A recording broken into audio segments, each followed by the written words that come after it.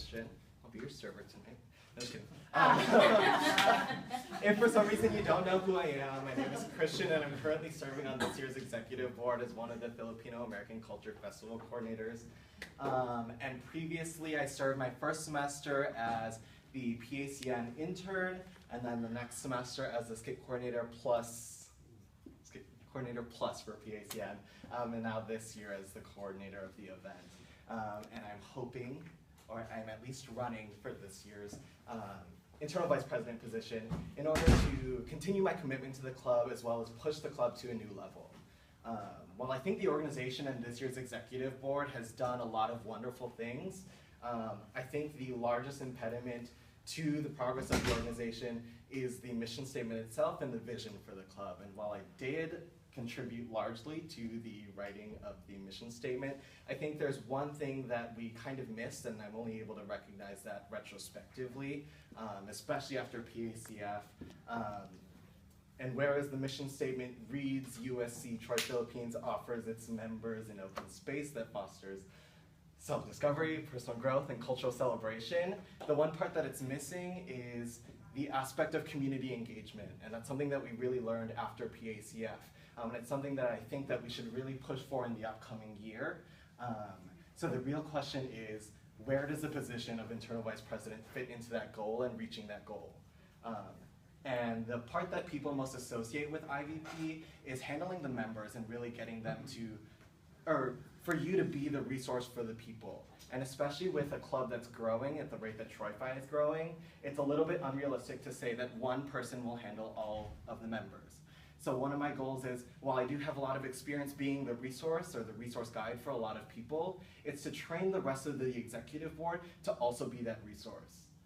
Because it's nearly impossible to say that for 60 people, they're gonna trust one person. So with a board of 10 people, you have 10 times as many people out there to provide the resource for, and the support for people that are trusting you as leaders.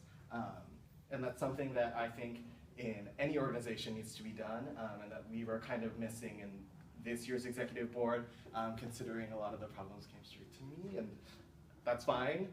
I'm still willing to do that for everyone, but I think that it's a key part of an organization's leadership to be the resource for their members. Another part is to, in order to achieve our mission, or at least get closer to it, the internal vice president needs to set up the internal structures for the organization. Internal structures for innovation, cross-collaboration, and efficiency that allow for accountability, transparency, and a high degree of integrity. What that looks like is we're running for top 5 positions, and I think that one of the things that's missing is a weekly meeting for top 5 to meet as individuals. To be, if you're gonna make a distinction between top 5 and the rest of the board, there needs to be some level of meeting between the top 5 so they can discuss very important things and relay it to their board. Another thing for efficiency is, and efficacy is, creating committees within the board. So it's really hard to say that one person will handle all of the fundraising efforts for the organization.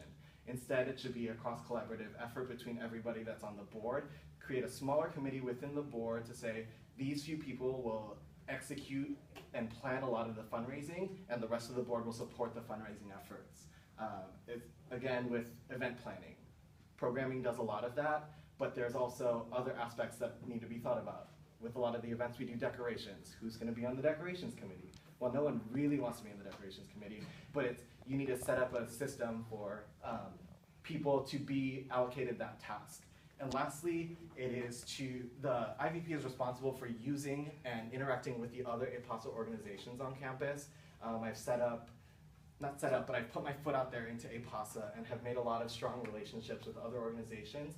And I'm really looking forward to being able to meet with the other organizations. There are 22, so obviously I don't know everyone in every organization, but really getting myself out there to know who the organizations are so that we can integrate ourselves more into the Asian Pacific American community here on campus. And thank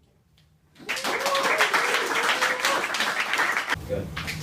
I know this semester for me the biggest problem was sort of setting that boundary between personal and professional life. So are you going to ensure that within the e-board and also within the club? How am I going to ensure that? Yeah. Sorry. So obviously a lot of us here are very good friends, and I think one of the things that Margie has set up for us is this thing called Margie's Manners. For people who don't know or are not on the executive board, those are things, there are guidelines for what you should follow, kind of the way that you should interact with other people while you're at the meeting. So one of the manners, which I hope to continue if I become IVP in honor of Margie, is making one of the manners that when you're at the meeting, you're at the meeting. This is your position and that's your work. And I would hope that somebody would call you out if you're not doing your work, as well as praise you for doing good work. So really making that, once you're outside of the meeting, go ahead and be your friend. But when you're in the meeting, it's strictly work.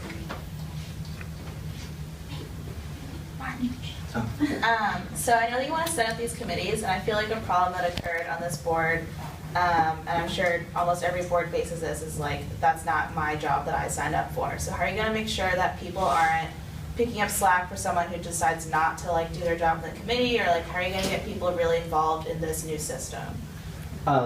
So during the interview process of the appointed board, I think it would be really important to make it clear that aside from the responsibilities that you're assigned, it should be of some level of expectation that you will commit to being part of one or more of the committees, especially as something as important as fundraising or event planning committee. Events are basically all we do, and fundraising is how we do the events. So making sure that people understand the importance of how do we get all of this money and how do we hold good events, in addition to all of the other work that you're doing, making that very clear to the interviewees. You said that in your speech, one of the things missing from our mission statement is the aspect of community engagement, both outside of USC and with other orgs at USC. How do you plan on getting more people, not only general members, but also people on e-board to be more willing to be more engaged in the community and even go and support other APOSA organizations? So I'll start within the executive board, that's a measure of accountability. We have responsibilities, and saying, oh, everybody needs to attend a SCPOSA collect. Well, a lot of people don't attend them, and then there's no repercussions for not attending them. So setting up those guidelines where you must attend, or if you don't, this is the consequence. And then another thing, in order to address the general members, is not training, but priming the rest of the executive board to make it sound like it's exciting. A lot of people, or to be informed about what the event is. A lot of people don't understand, and it's one thing about timing is letting people know earlier on in advance, so that, and then giving a good understanding and a good presentation to the rest of the board so that they can better understand the event, to make other people excited and really push that, because I think it's something that we've kind of put out there, hey, there's this, but I'm not going, to making sure to get people to go from the executive board side. As a follow-up to that, in regards to the repercussions, how do you plan on executing that? Do you plan on potentially making amendments to the Constitution or to have it included in our e-board contracts? How exactly would you plan on enforcing repercussions? So I guess both of those are very good ways of doing that, and I would say doing both. Because within the contract, there isn't much of a reoccurrence of, hey, it's in your contract, when you're on the board, but also in the Constitution, so that it's actually really concrete. So in addition to the contract and the Constitution, there's no really way to say, oh, I didn't know. I wouldn't be able to right now give you an example of what a repercussion would look like, because it would take a lot of consideration to see what the backfire of the repercussions would look like. So that would take a little bit more time. So last question. Are you available to attend APOS meetings next year at 6? And then also, what APOS meetings have you attended this past year? Or what events too? So I will be able to. My Monday nights are open.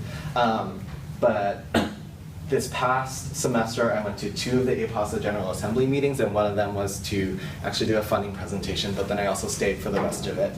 And then I went to the mixer as well, Margie and Zach, just to get to see who the rest of the APOSA Assembly is and see what the other organizations are and who they are. And I have not gone to any of the APOSA events this semester, but that's because I'm in class or I'm working. All right, Krystian, everybody.